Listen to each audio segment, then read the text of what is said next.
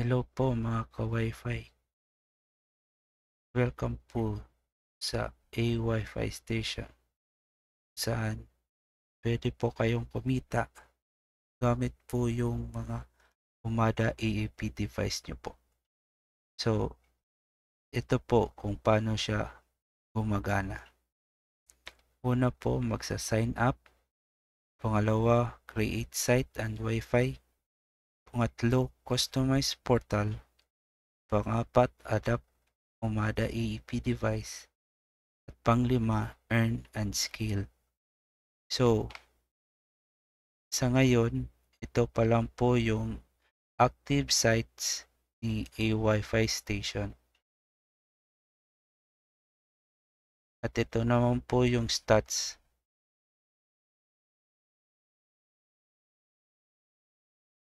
At ito yung pricing namin.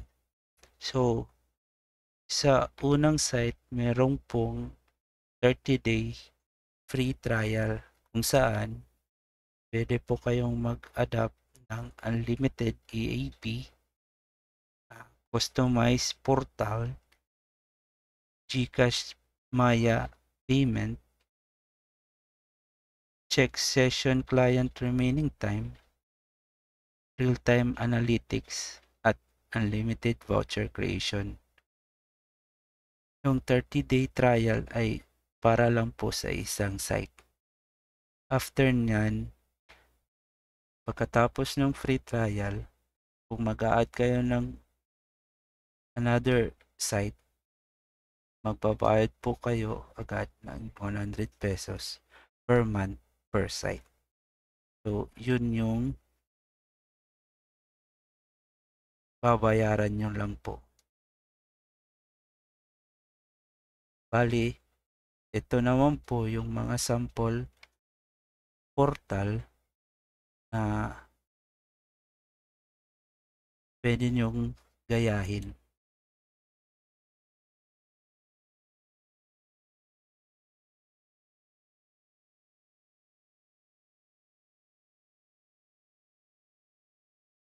Bali, yung customized features, pwede kayong mag-upload ng logo, banner carousel, custom colors, tsaka yung redirect URL nyo.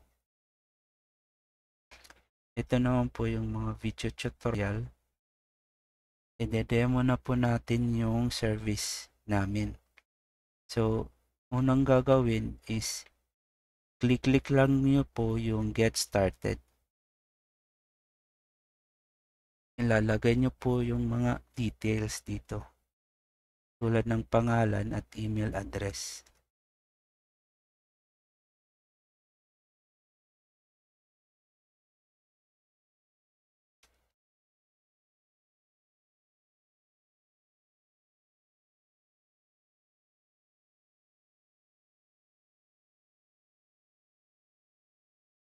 Click create account.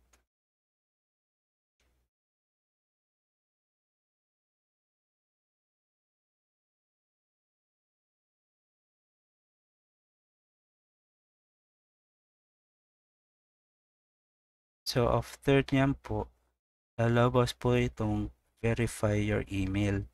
So pupunta po kayo sa email account nyo.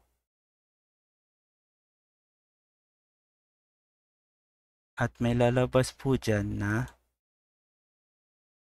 email verification. I-click lang nyo po yung button na verify email address. At ayun, tapos na po. So, pumunta po, once na i-click nyo yung link, magre-redirect po kayo dito sa dashboard. So, unang gagawin nyo po is create po kayo ng first site. So, dito, ilalagay naman po ninyo yung site name.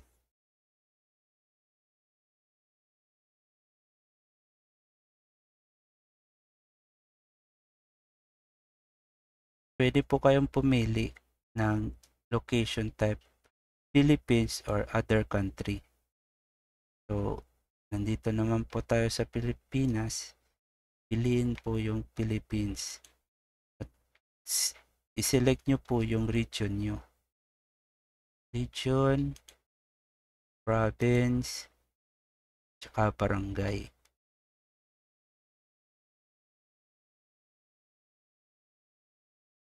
Yep. Meron din naman po dito description pero optional. Then create site.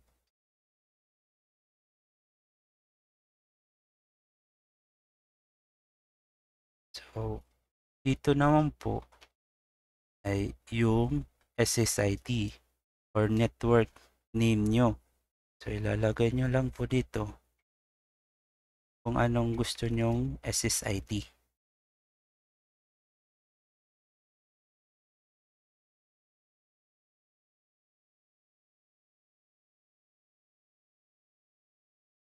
At dito sa baba naman po kung ilang Mbps yung ilalagay nyo sa na marireceive ng client. Isasuggest ko is 5 Mbps para iwas hotspot at click create Wi-Fi network. So, dito naman po is configure portal. Dito na po ilalagay yung portal name kung anong lalabas sa portal nyo.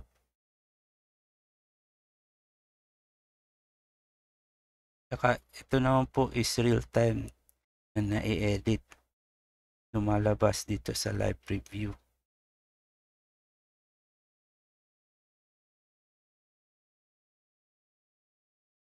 So, dito naman po, meron tayong option kung magbibigay tayo sa client ng free access. Kayo lang po kung ibibigyan nyo ng free access yung client. Meron ditong option, minimum of 10 minutes, maximum of 1 hour. Kayo lang po.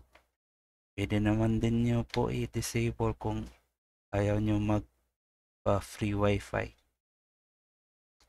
So, sa baba is dito na po yung mga appearance. Button color, background. Pwede naman po kayo maglagay ng logo, background image, pati yung banner images, carousel. At dito naman po sa baba, pwede nyong ilagay kung ano. Once na connected na yung client, merong button doon na kung saan once na i-click nyo yung button, magre-redirect po kung anong inilagay nyo dito. Pwede nyong ilagay yung Facebook page nyo or YouTube channel nyo. Kayo pong bahala. Dito naman po sa terms and legal, pwede kayong mag-customize ng sarili ninyo o di kaya use template. Tapos, i-enable nyo lang kung gusto nyo i-enable. So, after that, create portal configuration. So, dito na tayo sa pag-adapt ng device. Dito, i-click lang po yung adapt device at makikita nyo po dito yung device adoption guide. Meron po ditong YouTube video kung gusto nyo po ng YouTube. Nandito naman po naman yung steps. So, yung unang step is dapat naka factory default po yung device at kung hindi naman po bago, kailangan po i-reset. So, yung pangalawa is kukonect po tayo sa Wi-Fi ng TP-Link Omada AAP.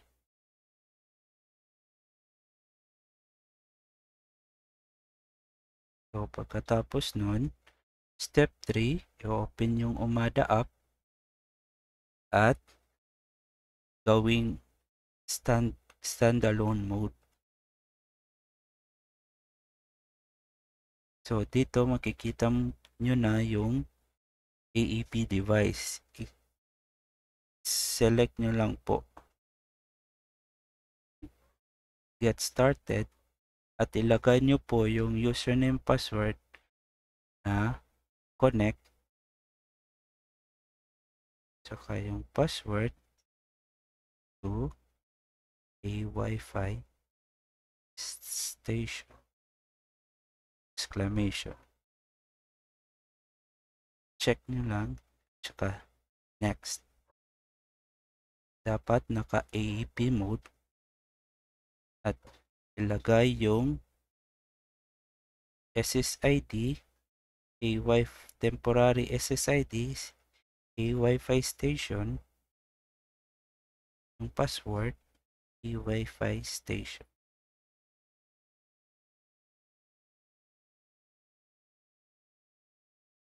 Click next. Siguraduhin na tama yung nilagay nyong username at password tsaka yung SSID at password.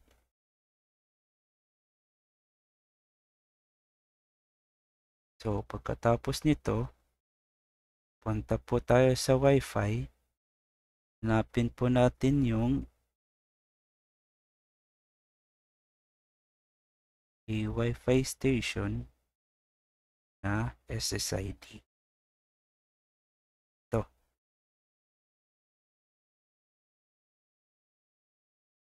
Tapos, ilagay lang po yung password, a Wi-Fi station. Connect. Tapos, balik lang po tayo sa Umada app. Continue. Tapos, dito po, nakalagay po kung anong hostname po yung gagamitin sa site nyo. So, sa Umada app, scroll down lang po ninyo at makikita nyo yung controller hostname or IP. So, ilagay lang po ninyo kung ano ang naka-indicate dito sa system. Sa ngayon, ang nakalagay is controller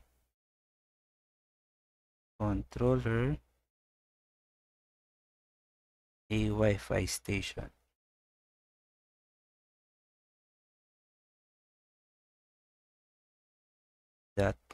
.network. So, siguraduhin na tama yung controller hostname. Kasi pag hindi po ma-detect or ma-adapt yung device nyo. So, controller a Wi-Fi station.network. Click save. So, tapos na po tayo sa paglagay ng controller hostname. Tapos, yung last step is i-kopyahin nyo po yung MAC address na nakalagay dito sa Umada app. So, bali, yung ilalagay ko is dapat tama po. F0 A7 31 30 E4 E3. Tapos po, search device. Ito po, may lumabas na po. Device found. So, bali po, ilalagay nyo po yung username at password ng device. So, yung nilagay natin is connect. Yung password is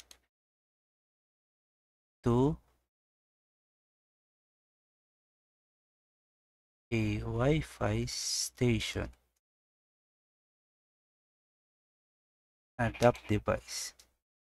So, maghintay lang po tayo at mga ilang minuto po or segundo ma-adapt na po yung device. So, yan, adapting na po. So, i-click lang po natin yung sync devices para ma-update po yung status ng device. Oh, so ngayon, online na po yung device. So, dito po, pwede nyong i-rename yung device, i-reboot, or di kaya i-forget. So, bali po, katapos nyo pong ma-adapt yung device, tsaka lang po mag-i-start yung 30 days free trial. At pwede nyo na pong ma-access yung vouchers. So, dito po, pwede po kayong mag-create ng vouchers. Lalagay lang po kayo ng hours, yung price ng voucher, at kung iilan, at notes. Kung bali po, matratry pa tayo. 3 hours for 5 pesos, tsaka 50 vouchers. Generate. So, successfully generated 50 vouchers. So, lalabas po dito sa baba. So, meron po tayong mga options dito. Pwedeng makita yung vouchers. And pwede i-edit yung price tsaka notes. At pwedeng i-print at tsaka i-download yung CSV. I-click po natin yung print. So, ito pong lalabas sa isang bond paper, kasya po yung 50 na vouchers. At sa vouchers, meron pong QR na pwedeng i-scan ng customer para hindi na sila mag-i-input ng voucher code. At merong price, oras, at saka yung SSID na kukonektahan nila. So, click print. Once na print, may lalabas po dyan na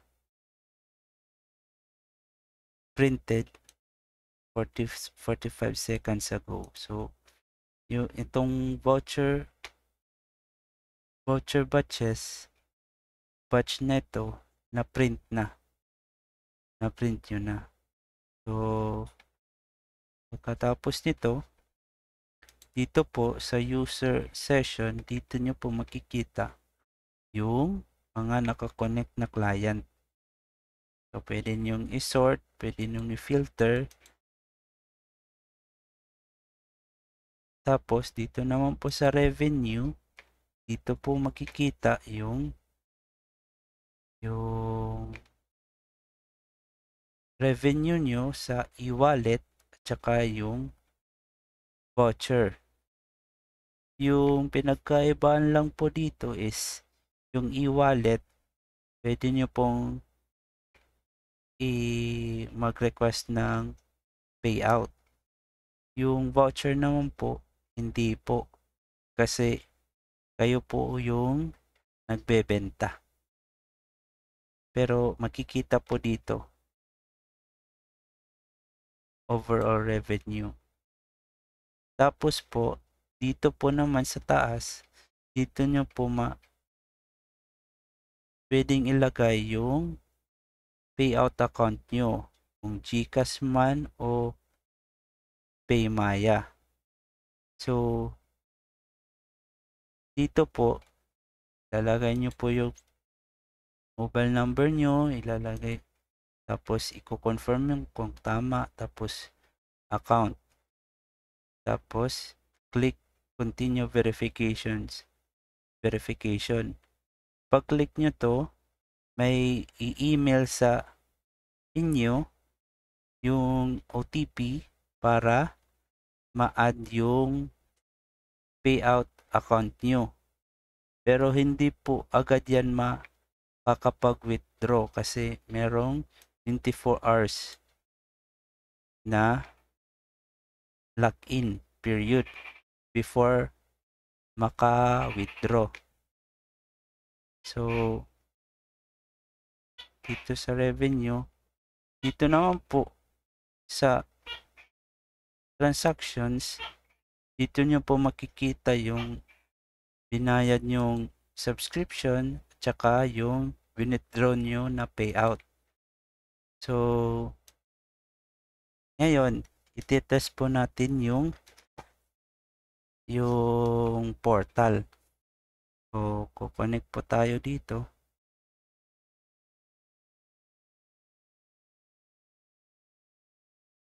So, ito po.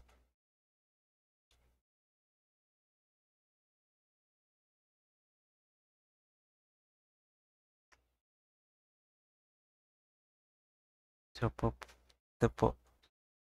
So, bali, pag connect ni client dito sa Wi-Fi network natin, lalabas po agad yung pop-up na kailangan nilang i-open sa external na browser.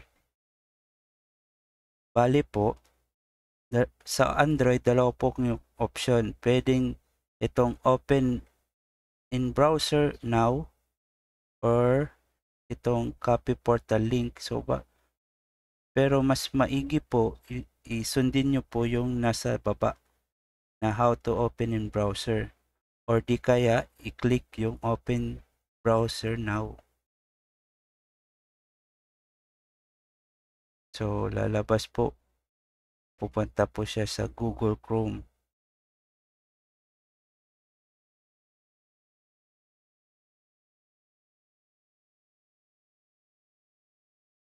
Yan. So, ito po. Bali, ito po yung portal na lalabas sa customer. So, meron pong, if in-enable nyo yung free access, meron pong diyang lalabas na connect for free. Ito naman po yung voucher access na merong QR. Kung i-click yung QR na icon, pwede nang scan ng client yung voucher. Tapos, pwede naman din po ilagay niya kung gusto niya. At sa baba po, payment access. So, pipili lang po yung client kung ilang oras yung gusto niya. Tapos, pwede na siyang bumili ng GCash or PayMaya. So, itry po natin sa PayMaya.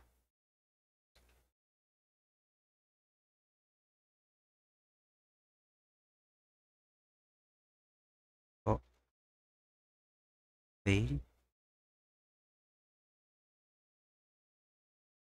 Back to merchant. Na yun na po. Meron na pong Wi-Fi yung customer. At ito po yung recovery code kung saan pwede nilang magamit para ma-check yung oras at saka if kung nag-iba yung MAC address nila, pwede nilang ilagay to para makakonect ulit sila sa kanilang session, sa kanilang Wi-Fi. So, try po natin yung check session. So, yung check session naman po is makikita po sa a-wi-fi station.network tsaka dito po sa check session. Check session. Tapos ilalagay lang po yung recovery code. Check session. At ayan na po. Nakikita na po ni customer yung oras niya. So, yun po ang service ni A Wi-Fi Station.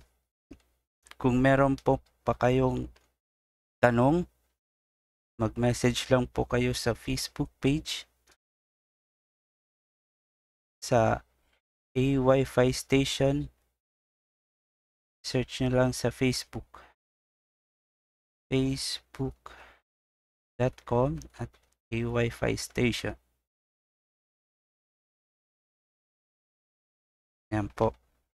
Message lang po kayo. If ever may tanong kayo. Salamat po.